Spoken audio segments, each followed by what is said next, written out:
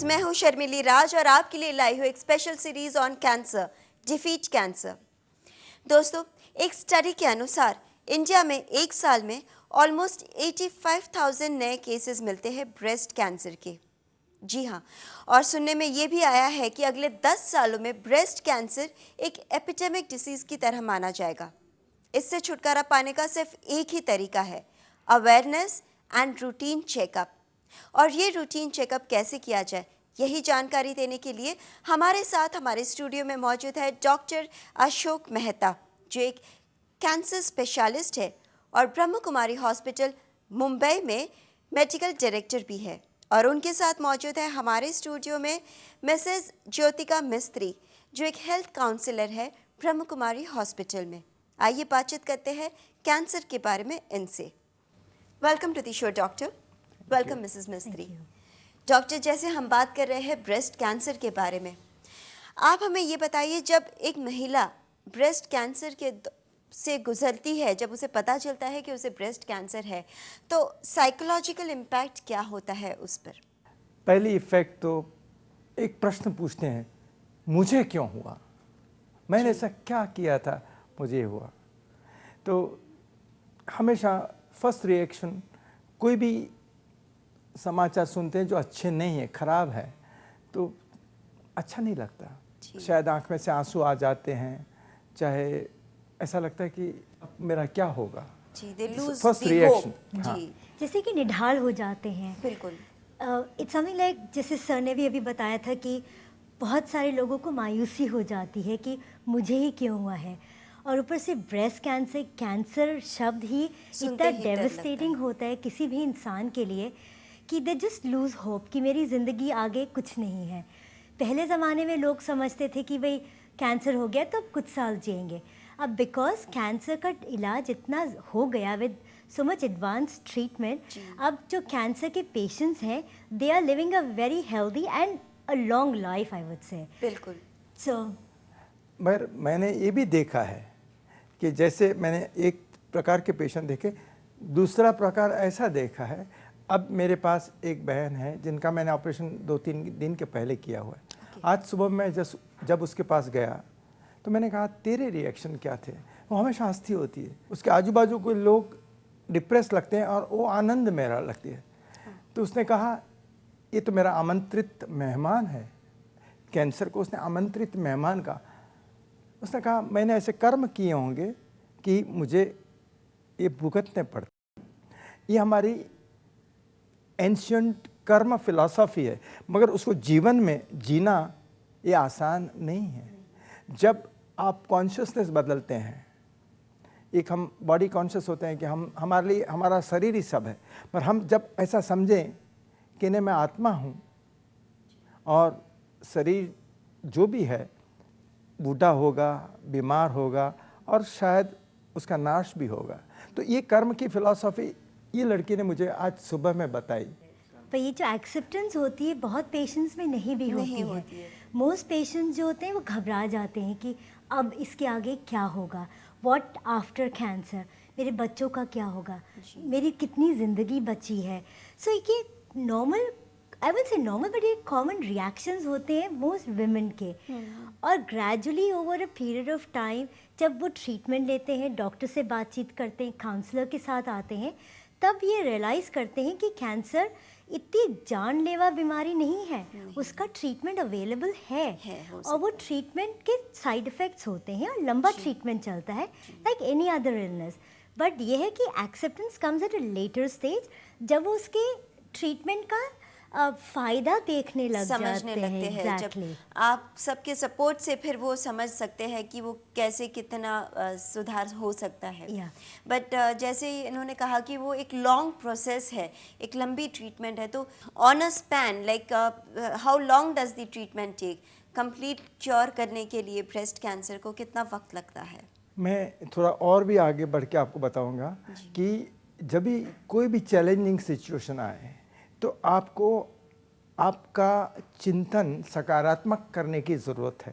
बिल्कुल। क्योंकि आप you can not change the outside world. जो प्रॉब्लम आया है वो तो है।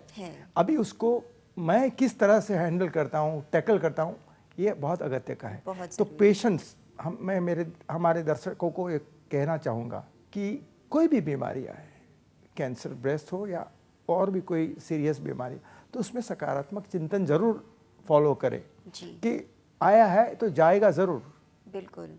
और उसके लिए जो करना है उसके साथ लड़ना है, विजय प्राप्त करना है, मायूसी नहीं यस, डर के फील नहीं करनी बैठना है, पॉजिटिव थिंकिंग रखना तो जरूरी ये है। सबसे अगत्य का है। अच्छा, कितना समय, आपने पूछा कितना समय लगता है ट्रीटमेंट के अंदर। मैं कई पेशेंट को कहता हूँ, आप सुबह में आए, मैं ऑपरेशन करूँगा, आपको चाहे तो मैं 2 दिन में घर भेज सकता हूँ। Is that so? हाँ, कोई प्रॉब्लम नहीं होता है। थोड़ा एक्सेप्ट करना चाहिए कि हमारे पास, हम कहते हैं ड्रेनेज ट्यूब रखते हैं, एक प्लास्टिक ट्यूब लगाते हैं ऑपरेशन के बाद, वो साथ में लेके आप जा सकते हैं, कोई प्रॉब्लम नहीं। मगर हमारे पेशेंट्स नॉर्मली अस्पताल में रहना चाहते हैं, क्योंकि उनके अंदर ऐसा होता है फीलिंग कि कुछ हो जाए तो डॉक्टर तो है यहाँ। जी बिल्कुल। तो इस तरह से मैं मेरे ख्याल समझता से हूँ। एक साइकोलॉजिकल सपोर्ट रहता है उन्हें कि there are people to take care of me. तो अस्पताल में जब आते हैं तो 5 से 7 दिन मैक्सिमम रहना है। सो डॉक्टर, ये बात हो गई ट्रीटमेंट्स और साइड इफ़ेक्ट्स के बारे में, but I would like to know कि पेशेंट्स पर साइकोलॉजिकली क्या इफ़ेक्ट होता है जब उन्हें पता चले सबसे पहले कि उन्हें कैंसर है, तो वो डर जाते हैं, सहम से जाते हैं, आसपास के लोग उन्हें डरा देते हैं कि अब तेरी ज़िंदगी ख़त्म होने वाली है, या यू नो व्हाटएवर। तो उन पे क्या मेंटली उन पर क्या असर पड़ता है और आप उसे कैसे ट्रीट करते हैं? जब भी किसी पेशेंट या फैमिली को पहली बार पता चलता है कि उसको या उसके फैमिली मेम्बर को कैंसर है, तो एक मायूसी छा जाती है कि एक डार्कनेस होता है कि भाई कैंसर क्या चीज़ है। लोग अभी भी यही सोचते हैं कि कैंसर का कोई इलाज नहीं है, that life is over. Exactly, life is over. पर एज अ काउंसलर मैं लोगों को यही समझाती हूँ कि कैंसर अभी भी ट्रीट हो सकता है, जिस भी स्टेज में है। रेगुलर ट्रीटमेंट, रेगुलर फॉलोअप से ट्रीटमेंट करके कैंसर अभी भी ट्रीट हो सकता है। जैसे बहुत सारे लोग सोचते हैं कि बस अब हमारे बच्चों का क्या, एंड इट्स अगेन हर इंसान, हर पेशेंट अलग अलग उसकी सोच होती है। एक जैसे हमारी एक पेशेंट पहले आई थी यहाँ पे, तो उन्होंने she had gathered hope and she started working, job करने लग गई वो। इसी तरह से मैं यही कहूँगी, उनसे कुछ हौसला लीजिएगा आप सब, एंड आप सब में स्ट्रेंथ्स होते हैं, कुछ ना कुछ काबिलियत होती हैं, बिल्कुल। उनको टैप करके उनको पॉजिटिविटी को बाहर निकालिएगा। तो क्या नॉर्मल डेली लाइफ रूटीन जो हमारे जॉब वगैरह है उस पर कोई असर पड़ता है इस ट्रीटमेंट के बाद?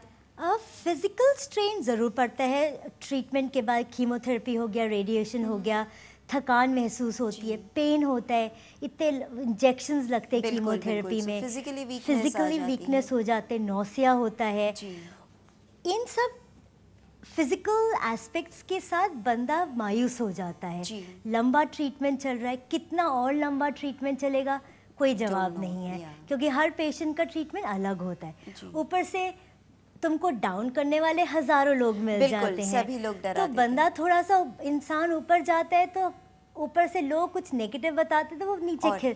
तो एज अ काउंसलर मेरे को I am regularly in touch with my patients to boost up their moral, कि उनको मैं सराहना देती रहूँ कि आप कर सकते हो, करना ही है। This is the word which I tell my patients, करना ही है और कर सकते हो आप। It is possible, it is possible, it is possible. बिल्कुल सही कहा आपने।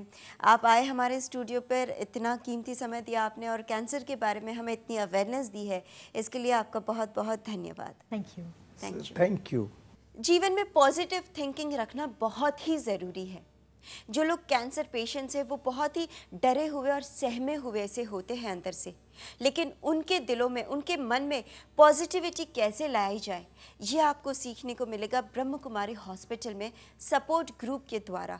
ब्रेस्ट कैंसर पेशेंट्स के लिए सपोर्ट ग्रुप बनाया जा रहा है। वहाँ पर इस ग्रुप के दौरान, इस ग्रुप में आपको सिखाया जाएगा कि कैसे उन पेशेंट्स के मन में से, उनके दिलों में से नेगेटिविटी हटाई जाए, उनमें जीने की तमन्ना लाई जाए।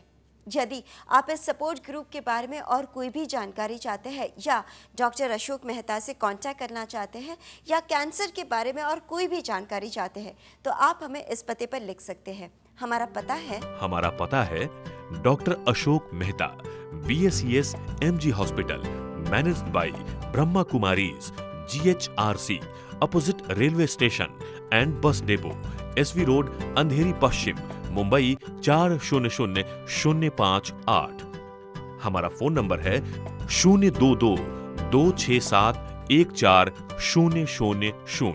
और 022-6648-7570। दोस्तों, जाते जाते मेरी उन लोगों से गुजारिश है जो लोग किसी भी कैंसर पेशेंट से मिलने जाते हैं, आप कृपया करके उन लोगों को जाकर ये ना कहें कि आपकी बीमारी ऐसी है वैसी है, आपके जीने के दिन बहुत कम है, या आपके बच्चों का क्या होगा, आपके परिवार का क्या होगा। उनमें ये डर मत डालिए, बल्कि उनको सपोर्ट कीजिए, उनको समझाइए कि कैंसर भी ठीक हो सकता है। बस आपके सपोर्ट की ज़रूरत है उनको। फिर देखिए कि वो अपनी ज़िंदगी कैसे खुशहाल जीते हैं। जाते जाते मैं यही कामना करूंगी कि हमारे समाज से, हमारे विश्व से कैंसर नाम की बीमारी जड़ से मिट जाए। हमारी कामना आपका आनंदमय जीवन। Take care. ओम शांति।